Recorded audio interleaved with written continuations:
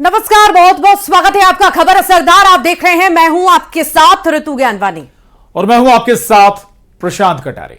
और सबसे पहले बात दिल्ली की। आज 98वें अखिल भारतीय मराठी साहित्य सम्मेलन के दौरान एक ऐसा नजारा देखने को मिला जिसे देखकर पूरा विपक्ष ही हैरान रह गया और परेशान भी हो गया विपक्ष। सम्मेलन के दौरान प्रधानमंत्री नरेंद्र मोदी और एनसीपी शरद गुट के चीफ शरद पवार की मुलाकात और बातचीत को देख विपक्ष भौचक्का रह गया। तो वहीं एकनाथ शिंदे ने अपना बयान एक बार फिर दोहराया। मोदी शरद की मुलाकात और एकनाथ शिंदे के तीखे तेवर महाराष्ट्र की राजनीति में किसी बड़ी हलचल की ओर इशारा कर रहे हैं। ये रिपोर्ट देखिए।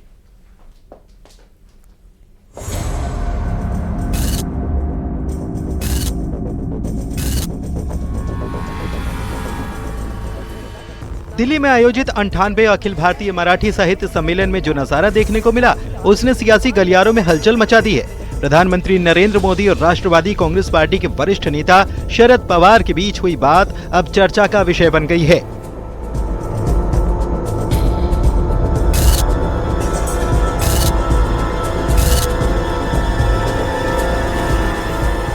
पीएम मोदी और शरद पवार की मुलाकात और बातचीत की तस्वीरें सोशल मीडिया पर वायरल होने लगी हैं। कहा जा रहा है कि देश की सियासत के दो दिग्गज नेताओं के बीच ये मेलजोल विपक्षी गठबंधन की अगुवा कांग्रेस के सीने में जरूर ही शूल की तरह चुभेगी।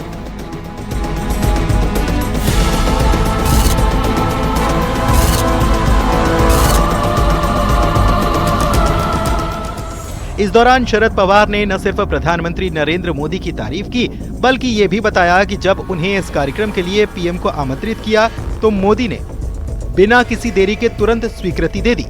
पवार ने मराठी भाषा को अभिजात भाषा का दर्जा दिलाने में प्रधानमंत्री मोदी की भूमिका को अहम बताया।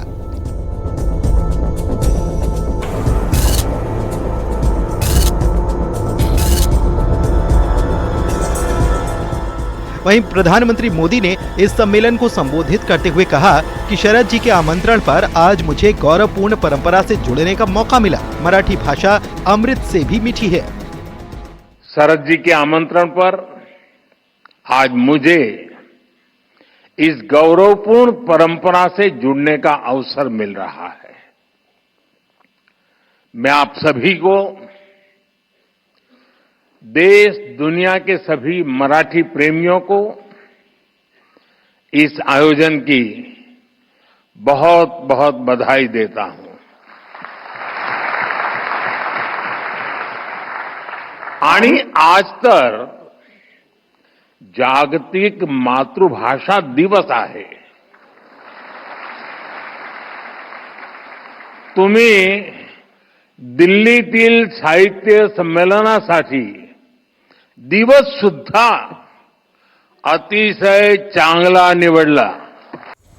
एक तरफ प्रधानमंत्री मोदी और शरद पवार की इन तस्वीरों ने जहां पूरे विपक्ष को परेशान किया होगा, तो दूसरी तरफ एकनाथ शिंदे का बयान उनके लिए संजीवनी का काम कर सकता है। महायुति सरकार में अनबन की खबरों के बीच एकनाथ शिंदे ने अपने बयान को दोहरा दिया। जिन्होंने मुझे हल्के में लिया है, मैं एक कार्यकर्ता हूँ, सामान्य कार्यकर्ता हूँ, लेकिन बाला साहब और दिघे साहब का कार्यकर्ता हूँ, ये समझ के मुझे सबने लेना चाहिए। और इसलिए जब हल्के में लिया तो 2022 में टांगा पलटी कर दिया, सरकार को बदल दिया, आम लोगों के मन की सरकार को हमने लाया वहां पर। और डबल इंजन की जो लोग चाहते थे, डबल इंजन की सरकार चली।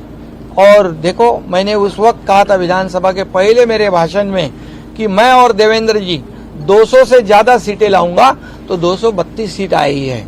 और इसलिए मुझे हल्के में मत लेना। ये इशारा जिनको समझना है वो समझ ले। महाराष्ट्र की राजनीति में लगातार बदलते समीकरण और आगामी चुनावी रणनीतियों को देखते हुए पीएम मोदी और शरद पवार की मुलाकात को हल्के में नहीं लिया जा सकता।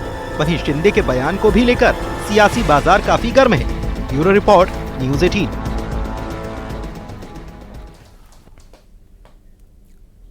और कभी 2 सीट जीतकर सियासत की शुरुआत करने वाली भारतीय जनता पार्टी का परचम आज पूरे देश में लहरा रहा है। 21 राज्यों में बीजेपी और एनडीए की सरकार है। केंद्र में लगातार 11 साल से एनडीए की सरकार है। लेकिन यह सत्ता यूं ही हासिल नहीं हुई। एक तरफ मोदी की गारंटी है जिस पर देश की जनता खुले दिल से भरोसा करती है, और अब दिल्ली की जीत के बाद भारतीय जनता पार्टी बिहार और असम चुनाव को लेकर मिशन मोड में आ चुकी है। लेकिन सबसे बड़ा सवाल है कि क्या बीजेपी दिल्ली वाला ट्रैक रिकॉर्ड बंगाल में दोहरा पाएगी और दिल्ली के जनादेश का संदेश बंगाल तक पहुंच पाएगा।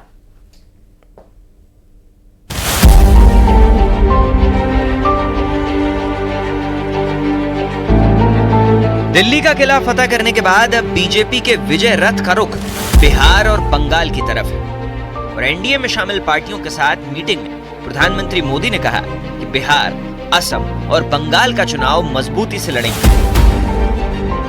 एनडीए को जहां भी जनादेश मिला है, हमने उस राज्य को विकास की नई ऊंचाई पर पहुंचाया है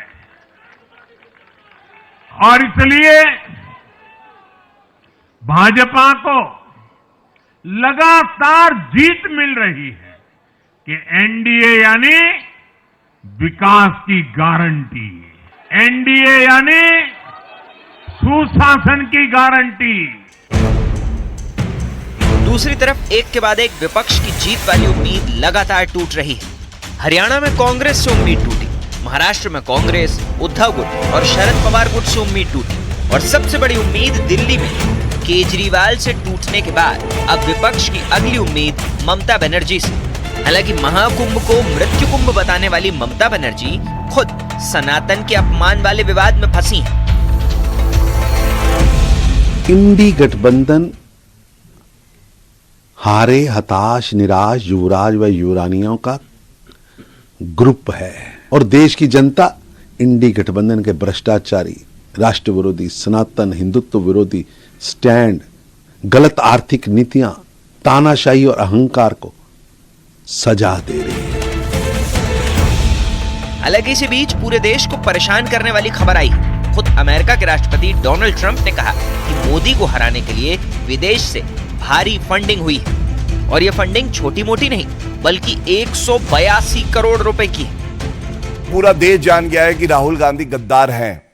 मोदी जी से नफरत करते करते वो कोई भी ऐसी गतिविधियों में लिप्त पाए जा सकते हैं, चाहे वो देश विरोधी क्यों ना हो, अगर मोदी जी को नुकसान हो और भारत को नुकसान हो। आरोप है कि इन पैसों से मोदी सरकार के खिलाफ झूठा नैरेटिव बनाने की भरपूर कोशिश हुई और 2024 के लोकसभा चुनाव में कुछ हद तक ये कोशिश कामयाब भी हुई।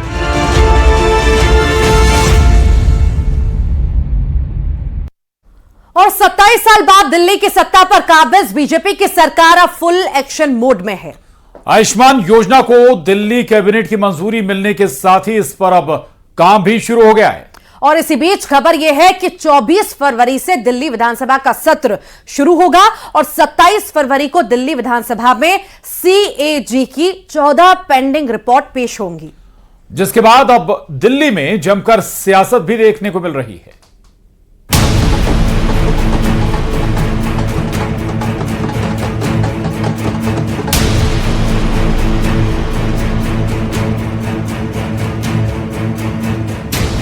8 फरवरी को दिल्ली विधानसभा चुनाव के नतीजे आने से लेकर 20 फरवरी को शपथ ग्रहण समारोह तक बीजेपी में जमकर जश्न मना। ढोल बजे, नाच गाना हुआ, आतिशबाजी हुई, मिठाइयां बटी, जश्न पूरा हुआ और अब वक्त काम का है। 27 साल बाद दिल्ली की सत्ता पर काबिज बीजेपी की सरकार अब फुल एक्शन मोड में है। आयुष्मान योजना को दिल्ली कैबिनेट की मंजूरी मिलने के साथ ही इस पर काम शुरू हो चुका है। दिल्ली में जल्द ही आयुष्मान कार्ड बंटने शुरू हो जाएंगे। केंद्र सरकार की ओर से दिल्ली सरकार के अधिकारियों को ट्रेनिंग देने का काम भी शुरू हो चुका है। इसके अलावा खबर है कि 24 फरवरी को दिल्ली विधानसभा का सत्र शुरू होगा और 27 फरवरी को दिल्ली विधानसभा में सीएजी की 14 पेंडिंग रिपोर्ट पेश होगी। दिल्ली की डेवलपमेंट भी और दिल्ली में जन कल्याण की जो हमने योजनाएं लाई थे उनको लागू करना। जैसे कल हमने आयुष्मान भारत को लागू करने का निर्देश दिया। जल्दी हम बैठक बुलाकर आज और कल में जो हमारी फ्री सिलेंडर की योजना है उसको भी लागू करेंगे। पेंशन स्कीम को जो हमारी लाडली योजना के तौर पर नारी समृद्धि योजना है, तो नारी समृद्धि योजना को भी लागू करना है। दिल्ली की नई मुख्यमंत्री ने जैसे ही कार्यभार संभाला और पहली कैबिनेट बुलाई, वैसे ही विपक्ष से आरोपों के शब्द बाण भी चलना शुरू हो गए। पूर्व सीएम आतिशी ने बीजेपी की महिला सम्मान योजना को लेकर हमला बोला और दिल्ली की नई सरकार पर पहले ही दिन वादा खिलाफी का आरोप जड़ दिया। पहले ही दिन मुख्यमंत्री बनने पर रेखा गुप्ता जी ने जेपी नड्डा जी को झूठा साबित कर दिया। जेपी नड्डा जी भी इतनी रैलियां करी, उन्होंने इतने रोड शो करे, इतनी प्रेस कॉन्फ्रेंस करी, और हर रोड शो में, हर रैली में, हर प्रेस कॉन्फ्रेंस में जेपी नड्डा जी ने कहा, और मैं उसको फिर से कोट कर रही हूं, पहली कैबिनेट बैठक में महिला समृद्धि योजना पारित की जाएगी। लेकिन रेखा गुप्ता जी ने मुख्यमंत्री बनने के बाद पहले ही दिन जेपी नड्डा जी को झूठा साबित कर दिया। वार पर पलटवार भी उसी तल्ख अंदाज में हुआ। दिल्ली के सीएम रेखा गुप्ता ने आम आदमी पार्टी को अपना घर संभालने की नसीहत देते हुए जनता से किया गया एक एक वादा पूरा करने का दावा किया। पहले दिन ही हम यमुना माई के घाट पे जाकर के यदि प्रण को अपने याद कर रहे हैं तो उन्हें क्या तकलीफ है भाई। हमने अपनी कमिटमेंट्स बार बार दोहरा रहे हैं, मन में दोहरा रहे हैं, कैबिनेट में कर रहे हैं, सारी चीजों पे एक भी कमिटमेंट हमारी अधूरी नहीं रहेगी। 100% दिल्ली के जनता के लिए हमने जो कहा है वो हम करेंगे। सिर्फ मुख्यमंत्री ही नहीं, दिल्ली के मंत्रियों ने भी विपक्ष को जवाब देने के लिए मोर्चा संभाल लिया है। मंत्री पंकज सिंह ने मोहल्ला क्लिनिक में जांच और दवाइयों को कमी पर अधिकारियों के खिलाफ कार्रवाई की बात कही, तो वहीं मंत्री आशीष सूद ने भी पूर्व सीएम आतिशी पर हमला बोलते हुए पीएम मोदी की हर गारंटी को पूरा करने का संकल्प दोहराया है। सब कुछ भी नहीं है, सिर्फ दिखाने के लिए आई वॉश है। यू टॉक अबाउट द मोहल्ला क्लिनिक, मतलब मैं अभी ऑन रिकॉर्ड मीटिंग लेने जा रहा हूं, तो मैं उसकी अभी एग्जैक्ट आपको डाटा आफ्टर मीटिंग बता पाऊंगा। मुझे लगता है 50% मोहल्ला क्लिनिक ऐसे हैं जो सिर्फ नाम से चल रहे हैं, फॉर द रेंटल चल रहे हैं, एमएलए ने अपने लोग को दे रखे हैं, and it's a crime because वो चल नहीं रहे, तो उसकी भी हम जरूर जांच करेंगे। हर मंत्रालय की एक ही प्रायोरिटी है। 10 साल के कुशासन का दिल्ली की जनता ने नरेंद्र मोदी जी की गारंटियों पर विश्वास करके अंत किया है। हम उन गारंटियों को पूरा करें, उन गारंटियों को पूरा करने की वचनबद्धता की ही प्रायोरिटी है। दिल्ली में भले ही बीजेपी के रेखा राज से सियासत का नया आगाज हो चला है, लेकिन आरोप प्रत्यारोप की धार वही पुरानी है। एक तरफ करीब 2 दशक के बाद सत्ता से बाहर हुई आम आदमी पार्टी अब विपक्षी खेमे का धर्म निभाने के लिए मैदान में डट गई है, तो उधर विकसित दिल्ली के संकल्प को सिद्धि तक पहुंचाने के लिए नई नवेली सरकार ने पहले ही दिन से अपनी रफ्तार तेज कर दी है। Bureau report, news 18। और रायबरेली में कांग्रेस सांसद राहुल गांधी ने मायावती को लेकर बड़ा बयान दिया है, और जिस पर मायावती ने भी पलटवार किया। अब इस पर सियासी घमासान छिड़ा हुआ है। दरअसल मायावती को लेकर राहुल गांधी ने सवाल उठाए थे। राहुल गांधी ने पूछा कि मायावती ठीक से चुनाव क्यों नहीं लड़ती। साथ ही राहुल ने कहा कि मिलकर चुनाव लड़ते तो बीजेपी को हरा देते।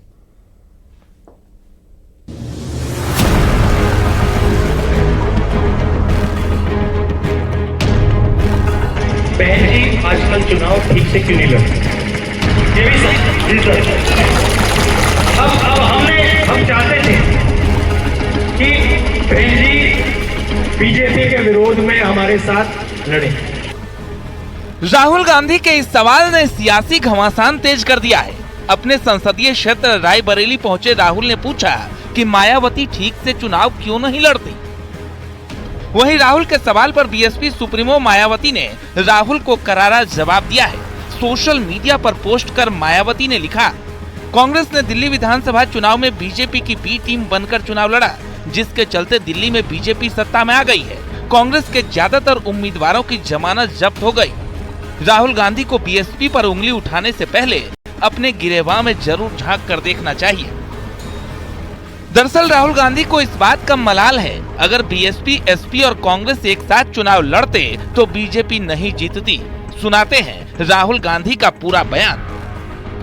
मगर एक सवाल है, बहन जी आजकल चुनाव ठीक से क्यों नहीं लड़ते? ये भी सच जी सर। अब हम चाहते थे कि बहन जी बीजेपी के विरोध में हमारे साथ लड़े।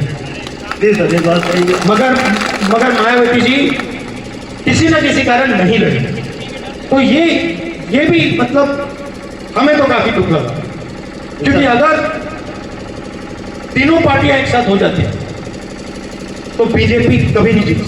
जी सर, सही।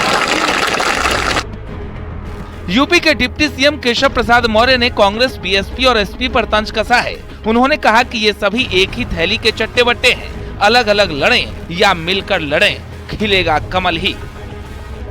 और जहां तक कांग्रेस मायावती जी के बारे में या मायावती जी अखिलेश जी के बारे में अगर कुछ कहती हैं तो हमारी नज़र में सपा, बसपा, कांग्रेस एक ही थैली के चट्टे बट्टे हैं। ये अलग अलग लड़े चाहे मिल करके लड़े, खिलेगा कमल ही, सुशासन का विकास है। कांग्रेस विधायक का कहना है कि जिस तरह से पिछले कुछ सालों से सियासी हलचल रही है, उससे साफ है कि बी टीम कौन है। वहीं समाजवादी पार्टी ने इस बयानबाजी पर तंज कसा है। ये स्पष्ट है कि हर भारतीय जनता पार्टी को कि बी टीम की तरह बसपा काम कर रही है, चाहे वो चुनाव हो, चाहे वो बड़े मामले हो। जिस तरह से सपोर्ट कर रही है बसपा, उससे स्पष्ट हो गया है उनकी मंशा क्या है, उनकी राजनीतिक मजबूरियां हो सकती हैं। राहुल गांधी ने बीएसपी को भाजपा की बी टीम बताया है, किस तरह से? और मायावती ने फिर राहुल गांधी को बी टीम बता दिया। देखिए, बड़े नेताओं का मामला है, उसमें मुझे नहीं कहना है, और हम अपनी समाजवादी पार्टी को मजबूत करने में लगे हैं। लोकसभा चुनाव के दौरान एसपी की नाराजगी के बावजूद बीएसपी को इंडिया ब्लॉक में लाने की पहल कांग्रेस ने की थी, जिसमें गांधी परिवार एक्टिव था। लोकसभा में मायावती के अकेले चुनाव लड़ने से यूपी में इंडिया ब्लॉक को 16 सीट पर नुकसान हुआ था। अब इसे लेकर सियासी वार पलटवार जारी है। Bureau report, news 18।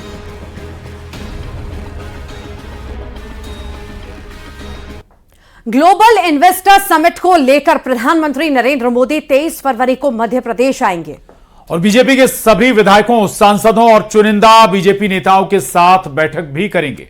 और अगले दिन PM Modi global investor summit का शुभारंभ करेंगे। समिट में शामिल होने वाले मेहमानों की सूची को भी अंतिम रूप दिया जा रहा है। देश और विदेश के बड़े बड़े उद्यमी शामिल होंगे। निवेश के महाकुंभ से प्रदेश की अर्थव्यवस्था और विकास को नई गति मिलेगी। साथ ही युवाओं को रोजगार के नए अवसर भी मिलेंगे।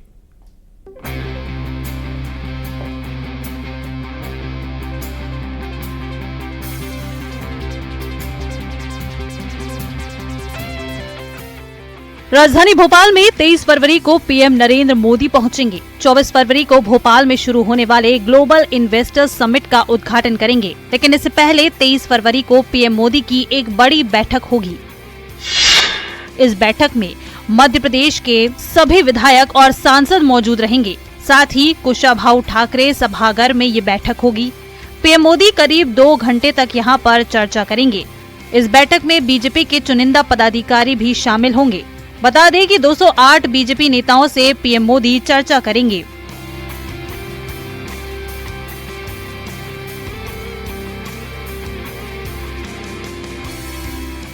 एक तरफ PM Modi global investors summit में शिरकत करेंगे, वहीं समिट में पहुंचने वाले मेहमानों की लिस्ट को अंतिम रूप दिया जा रहा है। ग्लोबल इन्वेस्टर्स समिट में रिलायंस इंडस्ट्रीज के चेयरमैन मुकेश अंबानी पहुंचेंगे। साथ ही बिरला ग्रुप के कुमार मंगलम बिरला भी पहुंचेंगे।